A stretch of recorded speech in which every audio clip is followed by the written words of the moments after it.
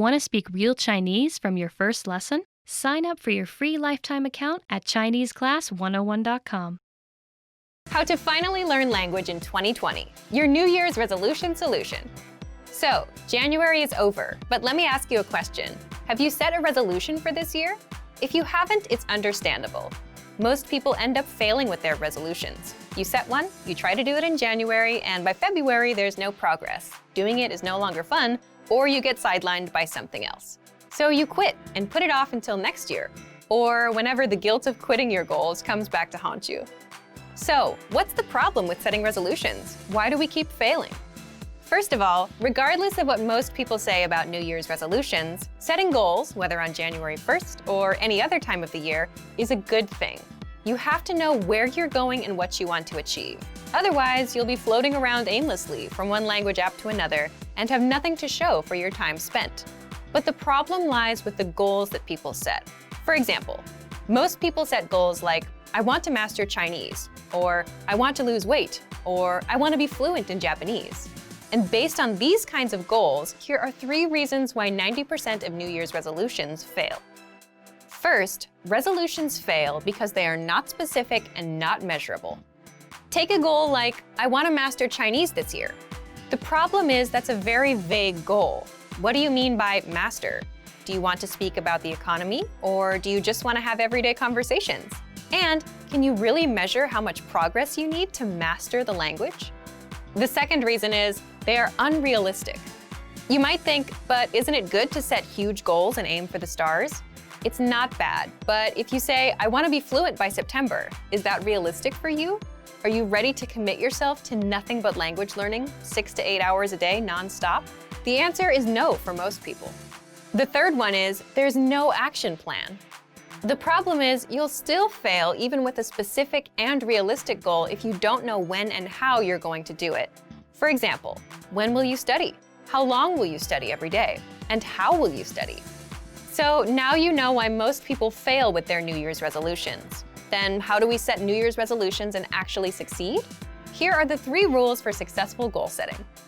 Remember, your goals must be 1. Specific and measurable, 2. Realistic, and 3. They must have an action plan. Yes, the complete opposite of everything you heard earlier. For example, let's say you're learning Italian this year. Instead of saying, my goal is to learn Italian this year, set a specific, measurable, realistic goal for the month, like speak 3 minutes of conversation by February 28th. And you can also set a yearly goal, like 30 minutes of conversation, and work towards that. The whole point is 3 minutes is measurable. You set a timer, time yourself, and know when you reach it. It's realistic. Instead of saying, I want to learn the whole language, you're just aiming for 3 minutes for the month, and maybe 30 minutes for the year. So ask yourself, do I have time to learn enough of the language to speak for 3 minutes? That will vary from learner to learner. But 3 minutes sounds much more realistic than, I want to master a language. Finally, you still need an action plan for your goal. And for that, you need to answer these questions. When will you study? How long will you study every day? Where do you plan to study? How will you study? What is your study schedule? This is the most important part because this tells you when and how to study. If you don't answer these questions, you'll have no idea what to do and you'll quit because you have no routine to stick to. So for example, when will you study? I'll study at 9 p.m. on weekdays. How long will you study every day? I'll study for 20 minutes. Where do you plan to study? I'll study at home, in the living room, on my computer. How will you study? I'll listen to 1 audio lesson a day for 5 days. What is your study schedule? From Monday to Friday with audio lessons. I'll listen to the lesson, then go through the lesson notes for 20 minutes each day. Here are a few more things you can do to improve your chances of success. Reward yourself after hitting a goal. Studies have shown that giving yourself a reward after reaching a goal is crucial to creating lasting habits and continuing to conquer more goals. Write down your small, measurable goal and put it somewhere you'll see it often. Now that you know why New Year's resolutions fail and you know what to do differently, it's time to set your goal. Our suggested goal for you for February 2020 is speak 1 minute of conversation in your target language. The deadline is February 28th. Remember to set your action plan as well.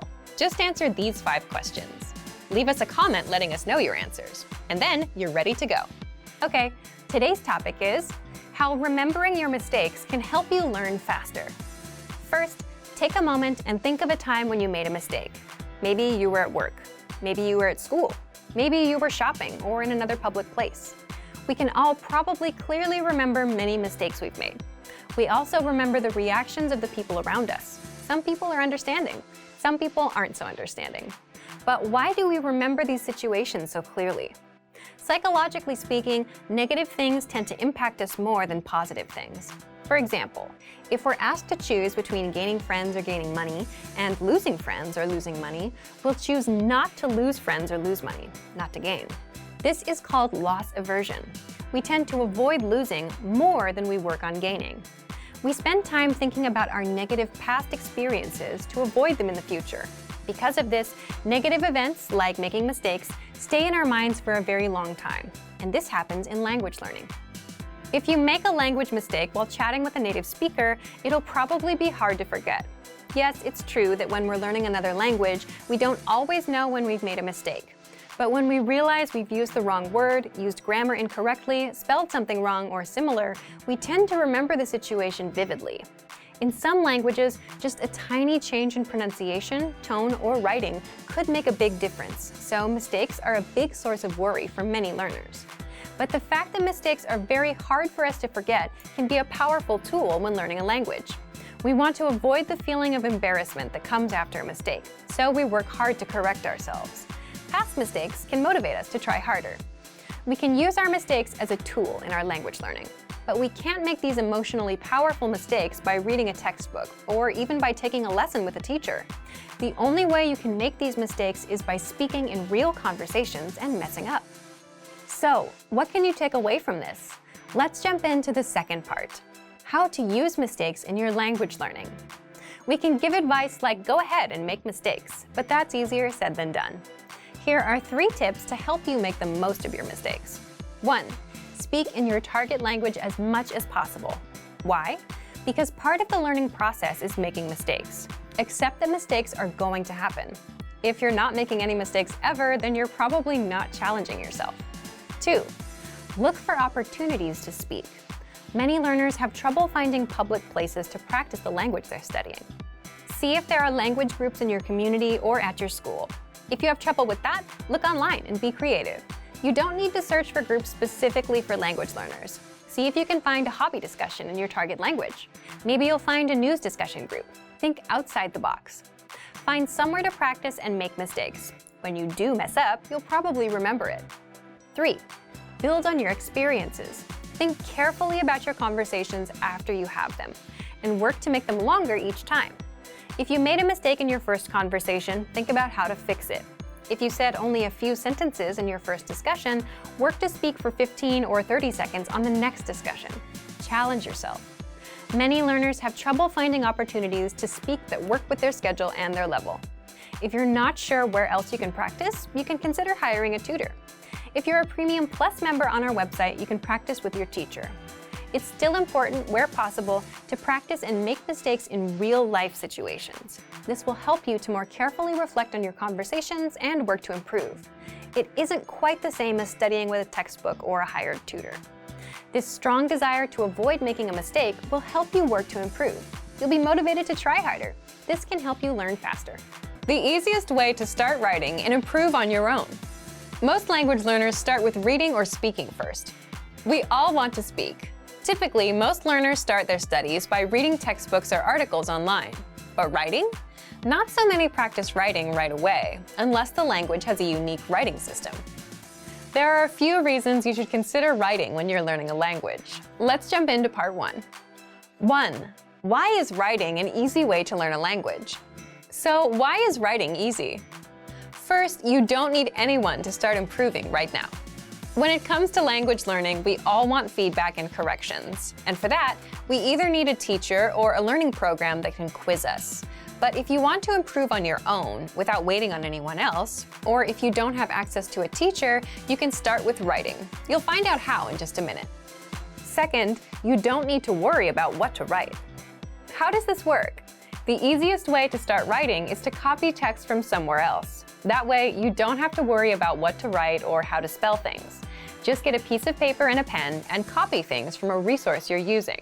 You can even try doing this with your favorite quotes or ideas. Copy them word by word. Third, it can help you build a strong routine.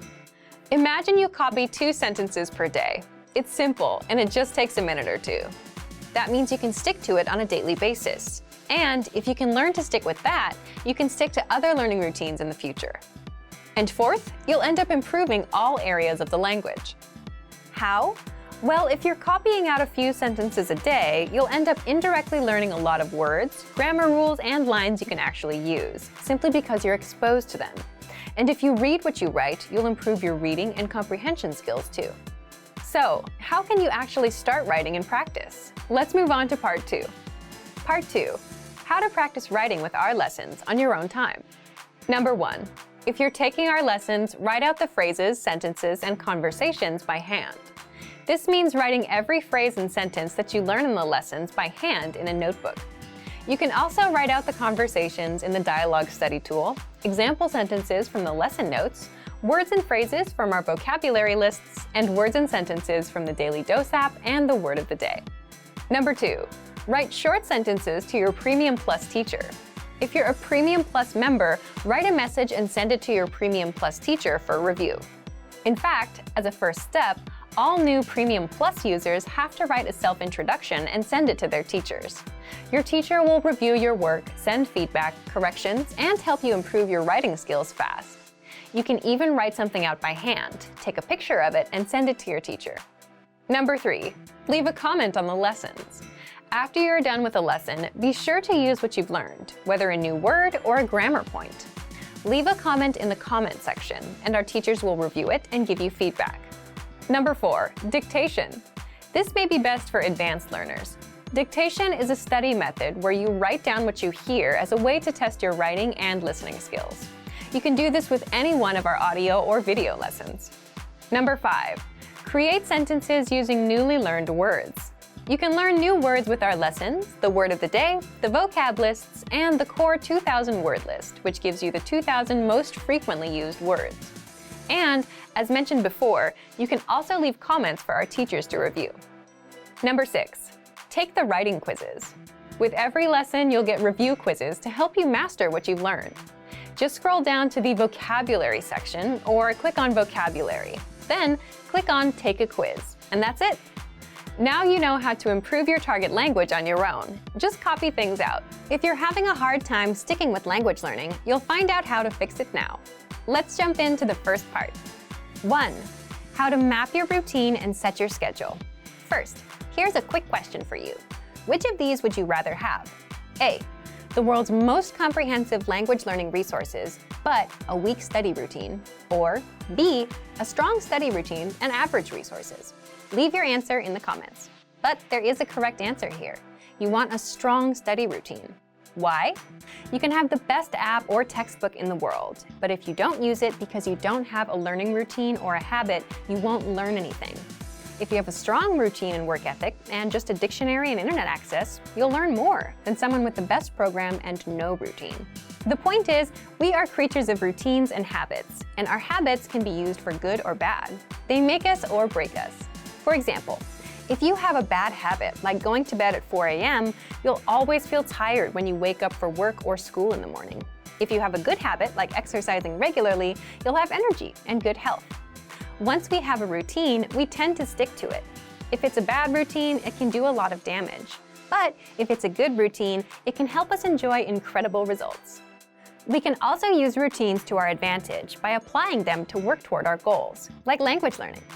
How do you create a strong language learning routine? Here's one way to do it. First, write down your current daily schedule. For example, 7 a.m. I wake up. 8 a.m. I leave the house. 8:20 to 8:50 I'm on the train. 9:10 a.m. I arrive at work. 1 p.m. I go to lunch, and so on. Write out your daily schedule for the whole week. Make it detailed. If you write out your schedule, you can see your existing daily routine. You can see where you can fit language learning into your existing routine, the routine that you're used to, instead of trying to create a new routine. Why does this matter? For example, some people will look at their schedule and see that they wake up at 8 a.m. They think that if they wake up at 7 a.m., they can have an extra hour for language learning. But for many of us, that approach usually doesn't work because it's not something we're used to. You're trying to wake up early so you can learn a language. You're trying to implement two brand new routines that you're not used to. For many people, this results in failure. Even if you do wake up at 7 a.m., will you get out of bed immediately and jump straight to learning every day? Or will you lose motivation after a few days because you missed that hour of sleep? So map out your weekly schedule. Once you understand where your time goes, find an existing part of your routine that you can fit language learning into. For example, if you take the train in the morning, you can use that existing routine and learn some language during that time. If you always eat lunch at 1 p.m., watch a video lesson during your break. If you always cook at 8 p.m., play some audio lessons in the background. If at first you have to start with multitasking, it's better than nothing.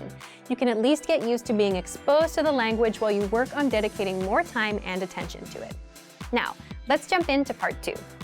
2. How to choose the learning medium that's right for you. Before you begin learning, it's important to understand what kind of learner you are. Are you a visual learner, or do you learn by reading? There's something called the VARK model, and it's an acronym for 4 learning styles: visual, auditory, or listening, reading, writing, and kinesthetic, meaning hands-on, or actual practice and trial and error. You need to understand what kind of learning resources are best for you. So, how do you determine what kind of learner you are? This depends on you. Do you like watching videos, listening, reading, or writing? Or do you prefer more hands-on practice? There's no wrong answer. It depends on what kind of learner you are and what you like. Also, think about your past language study experience. Did you remember vocabulary words better when you read them from a book? Or was listening to a podcast more helpful for you? How do you usually remember information best? This helps you choose the learning medium or study tools that are right for you. We'll talk more about this in a few minutes. For now, determine what kind of learner you are. Leave us a comment and let us know. The last thing you need to keep in mind is your study ratio. Your study ratio is how much time you spend absorbing information, input, and how much time you spend producing language, output. What you want to strive for is about 50% input and 50% practice or production, producing that language. So, if you read for 30 minutes, then you want to practice for 30 minutes. You can't just consume, you must practice. Otherwise, it's not going to stick as fast. All right, we've covered routines and learning types. Let's move on to part 3. 3. The language tools you'll want for your learning style. In this last part, we're going to cover all the resources that you can take advantage of based on your learning style. But remember, if you're a visual learner, that doesn't mean you should shun resources that don't fit that style. Sometimes it's not practical to watch a video. For example, if you're driving, audio is a much better choice. So let's jump in. If you're a visual learner, take advantage of our video lessons in the lesson library. We have them across all levels, from absolute beginner to advanced. These will be your main source of learning. Use the vocab slideshows. You'll find these on every lesson page and vocab list. The slideshows make it super easy to learn and review words. Just press play and watch. You can put it on a loop and watch for as long as you want. Next, if you're an auditory learner, then take advantage of our audio lessons. You can also use dialogue audio tracks. These give you just the conversation from that lesson, and you can use these tracks to immerse yourself in conversations. Next, if you prefer reading and writing, we include lesson notes and transcripts for every audio and video lesson. So, if you're taking a lesson, read along. The lesson notes include extra grammar explanations, vocab lists, and cultural insights that are not available in the lesson. You can also check out our extensive reading books in the lesson library. These are simple one-line per page books that will build you into a confident reader. If you prefer writing, you can copy out the lesson dialogue into your notebook. You can leave comments on our lessons with sample sentences. You can keep a daily journal in your target language. Plus, you can send messages to your Premium Plus teacher and practice writing. They'll correct your mistakes, tell you how to express yourself in a natural way, and help you improve fast. And finally, if you're a kinesthetic learner and prefer hands-on experience and trial and error, definitely use our Premium Plus teachers and practice with them. You can do that via the My Teacher Messenger on the site or in the app. Use our spaced repetition flashcards. These cards quiz you on words and phrases and help you master them fast. They sort the words for you and quiz you accordingly. So, if you don't know a word, you'll keep seeing it over and over until you get it right. And if you do know it, you'll see it again in a few days. It'll pop up every now and then just to refresh your memory. Also, take advantage of our lesson quizzes. You'll find these in every audio lesson, and these test you on the words and phrases you learned in the lessons. You can also practice speaking with our voice recorder. You'll find this inside the dialogue tool. You can record yourself and compare with native speakers. You can keep practicing until you can say the lesson dialogue at a native level. There are tools for every learning style. So, today you learned 1. How to map your routine and set your schedule. 2. How to choose the learning medium that's right for you. And 3. The language tools you'll want for your learning style. How to improve your language and speak more through preparation. Okay, let's get into part 1. Why you should prepare for conversations ahead of time. If you're a beginner, you can probably relate to this. When it comes to speaking, you tend to run out of things to say. And that's because you don't know enough of the language to express yourself. And that's where preparation comes in. You may think that the conversations we have in our daily lives are spontaneous, that you can't prepare for them. You're right to an extent. But imagine meeting someone for the first time. Both of you will go through some common questions and phrases, like, what's your name? My name is, where are you from? And how long have you been studying the language? As a language learner, you'll have these kinds of conversations with almost every native you meet, guaranteed. They'll always ask you about how long and how you've been learning. And even with your friends, some conversations start the same way. For example, you say things like, hey, how are you? How are things? How was your weekend? My weekend was good, and you? Let's say you went to a restaurant this weekend, and now you want to talk about it. Well, that allows you to prepare and learn some phrases like, I went to a restaurant. The restaurant had delicious food. The point is, some questions and phrases come up often in conversations, so it makes total sense to master them ahead of time. And you can always plan ahead and prepare for things you want to talk about. When it comes time to speak, you know what to say, how to respond, and you don't run out of talking points as quickly. So, how do you prepare? Let's jump into part 2. The first thing you can do to prepare is check out our 25 Questions You Need to Know lesson series. This series is specifically designed to help you with the first-time conversations you'll have with native speakers. You'll learn the 25 most common questions and answers used in conversations. Just listen to the lessons, repeat out loud, then put what you learned to use. These will serve as talking points so you can keep your conversations going. Number 2, print out the curriculum for this lesson series so you can review all of the lessons at once. The curriculum gives you the lines and vocabulary used in all lessons up front, so you can use this to review key questions and responses. This will allow you to control conversations and ask questions instead of just having the native speaker ask you all the questions. In other words, you'll sound like a fluid, confident, and experienced speaker. Number 3, check out our printable conversation cheat sheets.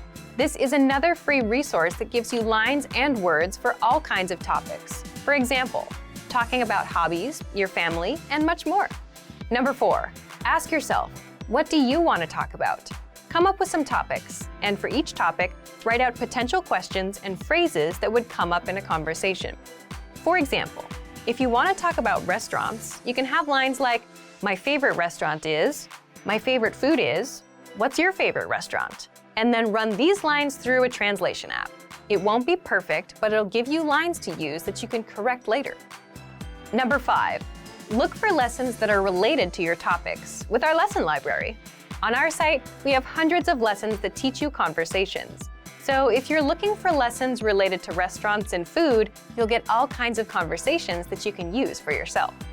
And number 6, if you're a Premium Plus user, get in touch with your teacher via My Teacher and try a conversation with them.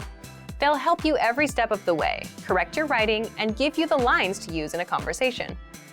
That way, you can prepare ahead of time, and when it comes time to speak, you'll know what to say. Want to speed up your language learning? Take your very first lesson with us. You'll start speaking in minutes and master real conversations. Sign up for your free lifetime account. Just click the link in the description.